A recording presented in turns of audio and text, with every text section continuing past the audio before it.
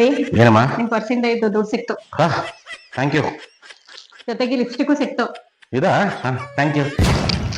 ಈ ಲಿಪ್ಸ್ಟಿಕ್ ನಿಮ್ ಪ್ಯಾಂಟಲ್ಲಿ ಹೆಂಗ್ ಬಂತು? ಇದಾ?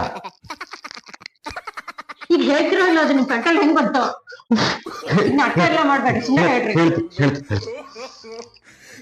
ಹೌದು, ನಿನ್ನ ಕಂಡಿಡಿಬೇಕು ಅಂತಾನೆ ನಾನು ಈ ಲಿಪ್ಸ್ಟಿಕ್ ಇಟ್ಟಿದ್ದು. ಹಿಡಿಬೇಕು ಅಂತ? ಅದಕ್ಕೆ ನನ್ನ ಪರ್ಸಲ್ಲಿ ಬಹಳ ದಿನದಿಂದ ದುಡ್ಡು ಕಾಣೆ ಆಗ್ತಿತ್ತು, ಪ್ಯಾಂಟ್ ಜೋಬಲ್ಲಿ, ಪರ್ಸ್ ಜೋಬಲ್ಲಿ ಎಲ್ಲ. ಅದನ್ನ ಕಂಡಿಡಿಬೇಕು ಅಂತಾನೆ ಲಿಪ್ಸ್ಟಿಕ್ ಇಟ್ಟಿದ್ದೆ. ಲಿಪ್ಸ್ಟಿಕ್ ನೋಡಿದ್ರೆ ನನ್ನ ಹತ್ರ ಬರ್ತೀಯಾ ನೀನು ಅಂತ. ಎಷ್ಟು ದಿನದಿಂದ ಕರೀತಿದ್ಯಾ? ಅದು ನಾನು ದುಡ್ಡು ತಗೊಳಕಲ್ಲ, ನಿಮ್ ಪ್ಯಾಂಟ್ ನ ವಾಷಿಂಗ್ ಮಷಿನ್ ಹಾಕಕ್ಕೆ ತೆಗಿತಾ ಇದ್ದೆ, ಅವಾಗ ಸಿಕ್ಕಿದ್ದು. ಇದೆಲ್ಲ ನಾಟಕ ನನ್ನ ಹತ್ರ ಇಟ್ಕೋಬೇಡ. ಜೇಮ್ಸ್ ಬಾಂಡ್, ಅಣ್ಣ ಬಾಂಡ್ ಎಲ್ಲ ನನ್ನ ಹತ್ರ ಟ್ರೈನಿಂಗ್ ತಗೊಂಡಿರೋರು.